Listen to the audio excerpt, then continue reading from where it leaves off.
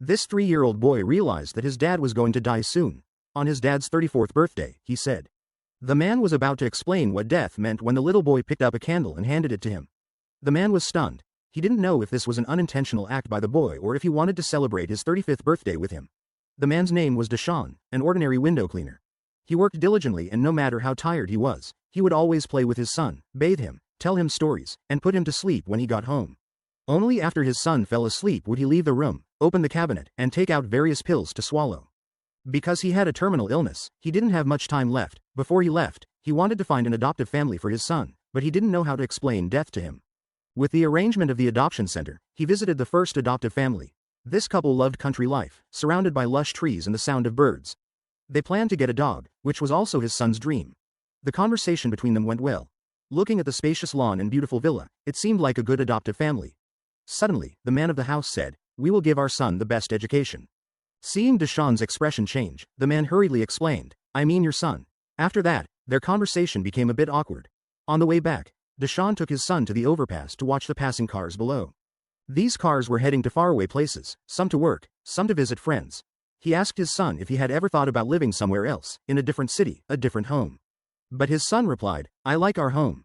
The people at the adoption center suggested that Deshaun prepare a memory box for his son to look at when he turns 18. But Deshaun couldn't understand why his son needed to know he was adopted, why he needed to know how useless his parents were, with his mom abandoning him and his dad dying of illness soon after. Wouldn't that be too cruel for the child? Whenever Deshaun had time, he would tell his son stories, take him to the park, watch excavators at work with him, and accompany him to eat ice cream, watch ball games, and visit the second adoptive family. This is an elderly couple who have a cute rabbit.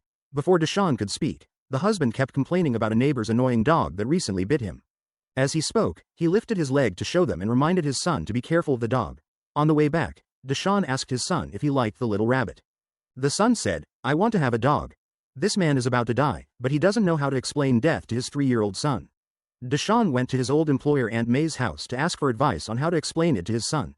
Aunt May told him that after people die, they remain in the air, just like his mother who passed away many years ago and still comes back to talk to him every day. That day, the son saw a dead beetle and asked Deshaun why it wasn't moving. Deshaun didn't take Aunt May's advice and directly answered that it was dead, it won't walk, eat, or play anymore, only the body is left. The son, half understanding, asked if it would be sad. "It won't be sad, it's just not here anymore." That day, while Deshaun was working, he suddenly had a splitting headache and leaned on the glass. The employer accused him of slacking off and told him not to come back again. After a hospital checkup, Deshaun brought a box of rotten eggs to the employer, placing one at each window and even on the employer's sports car. Although the son is only 3 years old, he is very well behaved and sensible. Seeing Deshaun looking unwell, he would proactively pour a glass of water and place it in front of Deshaun, then sit beside him to keep him company. Arriving at the third adoptive family, they already had 6 children, some biological and some adopted. They also had a beautiful dog. They said that although there are many children, they would treat them all equally, and the son would be the last one. They seemed quite caring. The son looked at the children across from him and quickly put away his dinosaur toy, worried that in the future, he might be bullied.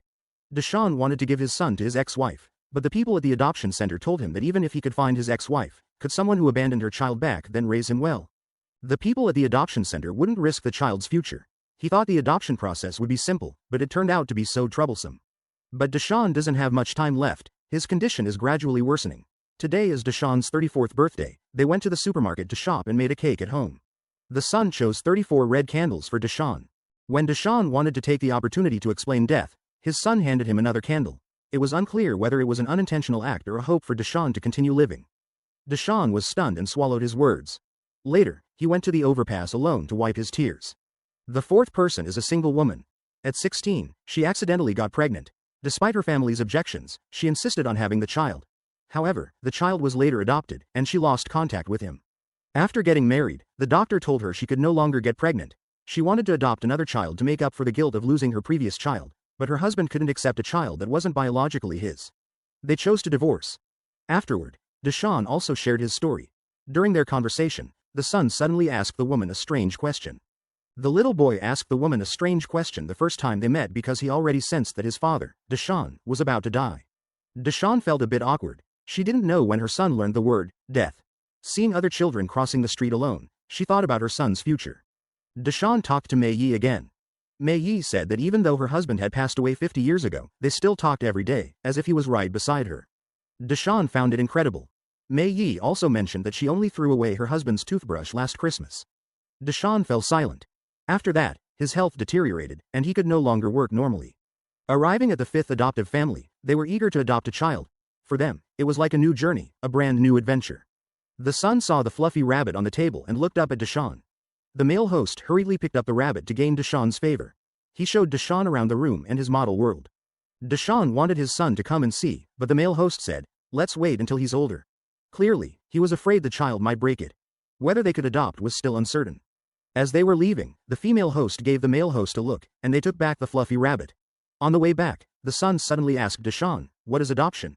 He didn't know when his son learned this word. Deshawn explained to his son that adoption is when a child can't be cared for by their parents and goes to live with two better new parents. Living together, they would give him a lovely new home. Unexpectedly, the son replied, "I don't want to be adopted," and then ran off, walking along a line. Deshawn tried to imitate his son, attempting to understand his son's thoughts, but he could no longer walk in a straight line. Even when pouring a drink, he had to hold the bottle with both hands. At night, he dressed his son in new pajamas, hoping to encourage his son to let go of old things. The son was unwilling and cried sadly. That night, at 3 years old, he had insomnia. The next day, he threw out his clothes and toys, learning to let go, which wasn't necessarily a bad thing. Deshawn also started trying to get rid of old things. Passing by a store, this time he didn't go in.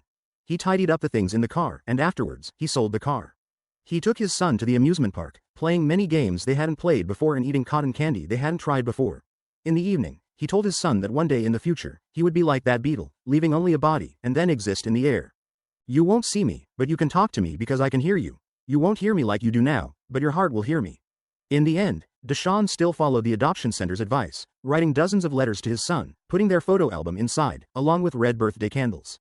The only photo of the mother and son was placed inside the mother's gloves, along with his window cleaning tools.